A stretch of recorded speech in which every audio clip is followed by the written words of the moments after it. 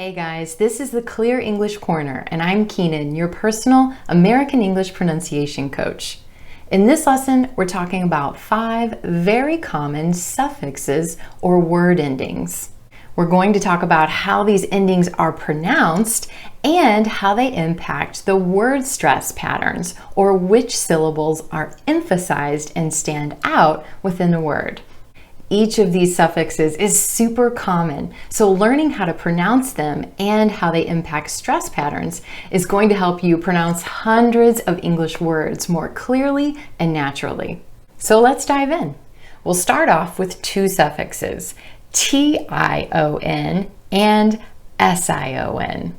These suffixes are both usually pronounced shun, shun. If they were spelled the way they sound, it would look like this. Shun, shun. We're going from the SH sh sound. There's a schwa vowel and then the n, shun, shun.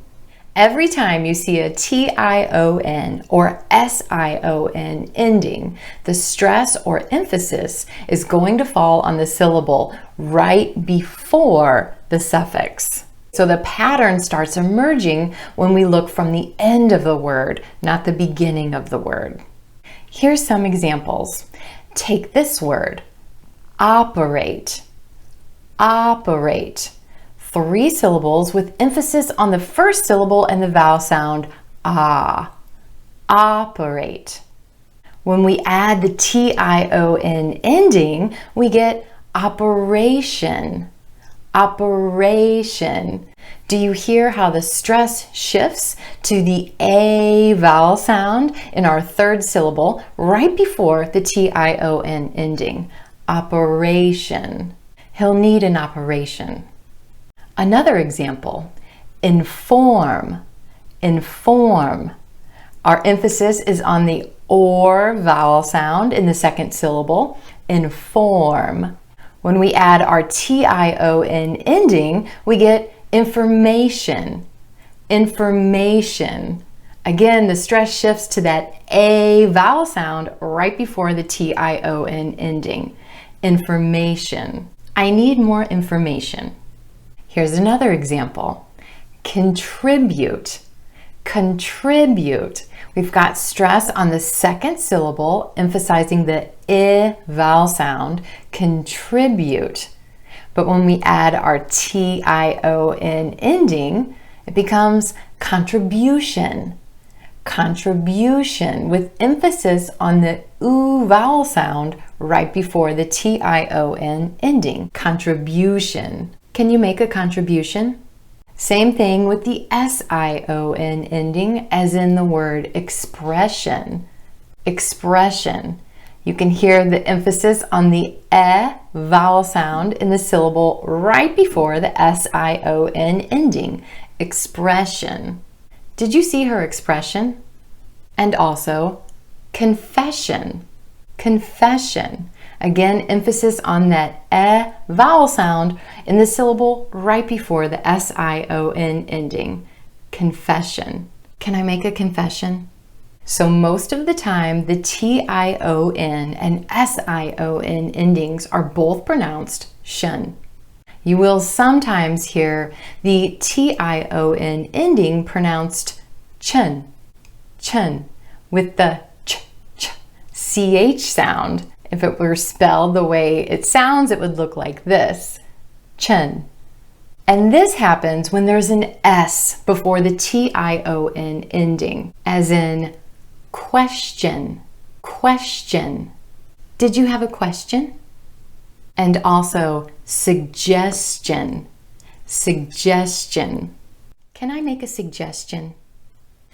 SION is sometimes pronounced jeune, jeune, with that tricky zh sound. So the SION is either shun or jeune. How do you know which one is which? Well, SION is pronounced jeune when the ending comes after a vowel or an R. So for example, decision, decision. Our ending comes after the I vowel, and so the pronunciation changes, but our emphasis is still on the syllable right before the word ending. Decision. I need to make a decision. Also, occasion. Occasion. SION following the A vowel sound becomes Jin, occasion. It's a really special occasion. One more example, version. Version. Here our suffix comes after the R sound, and so we use the zh, version. Is this the latest version? So to summarize, TION and SION are most often pronounced shen. And when you see these word endings, the syllable stress pattern shifts to the syllable right before the suffix. All right, moving on. Next suffix, I see ik, ik. This one's a little more straightforward. It sounds the way it's spelled and the pronunciation doesn't change. We're starting with the I as in big vowel sound going into the k, k with the back of the tongue rising for the k sound. Ik, ik. Again, when you see this word ending, the stress pattern shifts to the syllable right before the suffix. So for example, economy, economy, emphasis on the second syllable and the ah vowel sound, changes when we add the IC ending and becomes economic, economic. Our stress shifts to that ah vowel sound right before the IC ending, economic. He studied economics. Economics is the study of the economy. Do you hear how the stress shifts in those words? Let's try another one. Academy, academy. 4 syllables in this word with emphasis on the second syllable and the a vowel sound, academy. When we add our IC ending, we get academic, academic. And our stress shifts to the e vowel sound right before the IC ending, academic. He works in academics. Another example, history, history, 3 syllables with emphasis on the I vowel sound in the first syllable. History becomes historic, historic. When we add the IC ending, the stress shifts to the OR sound right before the suffix, historic. This is a historic moment. Try this one, drama, drama. 2 syllables, emphasis on the ah sound in the first syllable, drama. We add our IC ending and we get dramatic, dramatic.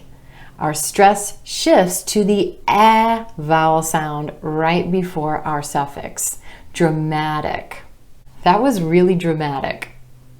One more example, strategy, strategy.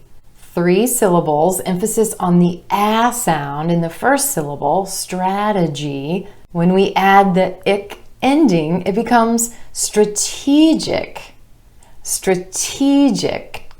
And our stress shifts to the e vowel sound right before our suffix, strategic. It's a strategic move. Now there are a couple common exceptions where the stress doesn't fall on the syllable right before the ik ending. So let me share those with you. We have politics, politics, rhetoric, rhetoric, Arabic, Arabic, and lunatic, lunatic. In each of these examples, the stress falls on the first syllable in the word instead of the syllable right before the ik ending. These exceptions are very rare though. So when you see a word that ends with ik, that stress is going to fall right before the word ending almost every time. All right, our final 2 suffixes, ity and ety. I put these together because they're pronounced the same. In American English, we pronounce these endings as itty, itty.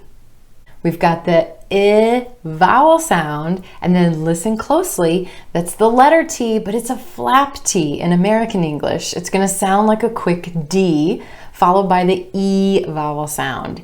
Itty, itty, instead of itty, itty. So again, with these word endings, the stress is going to fall on the syllable right before the suffix. Here's some examples. This word, active, active. 2 syllables, emphasis on the A vowel sound in the first syllable, becomes activity, activity. Our stress shifting to the I vowel sound in the second syllable, right before our word ending, activity. This is a new activity. This word, able, able. 2 syllables, emphasis on the first syllable, the A vowel sound. Able becomes ability, ability. Our stress shifts to that I vowel sound in the syllable right before the suffix, ability. He definitely has the ability. This word, major, major. 2 syllables with emphasis on the A vowel sound in the first syllable. Major becomes majority, majority, with emphasis on the OR vowel sound right before our suffix, majority. The majority rules. Social, social. 2 syllables with emphasis on the O sound in the first syllable. Social becomes society, society, with emphasis on the I vowel sound right before our suffix, society. They're part of the historical society. And one last example, anxious, anxious. 2 syllables with emphasis on the first syllable, the A vowel sound. Anxious becomes anxiety, anxiety, with stress shifting to the I vowel sound right before our suffix, anxiety. I have some anxiety about it. All right, so there you have it. We've covered 5 common suffixes today. TION, SION, IC, ITY, and ETY. With each of these word endings, the stress shifts to the syllable right before the suffix. We've done a lot of practice together in this video, but if you need a little more help, you know I've got you covered. You can click on the link below to grab your list of 50 practice words for each of the suffix groups we've covered today. That's a wrap for 5 common suffixes, how to pronounce them, and how they impact word stress. I hope you found the lesson helpful. If you did, definitely leave a thumbs up and share the lesson with your friends. If you're new to the Clear English Corner, be sure to subscribe and tap the bell so that you'll get a notification anytime a new lesson is published. As always, thanks so much for tuning in, and I'll see you next time.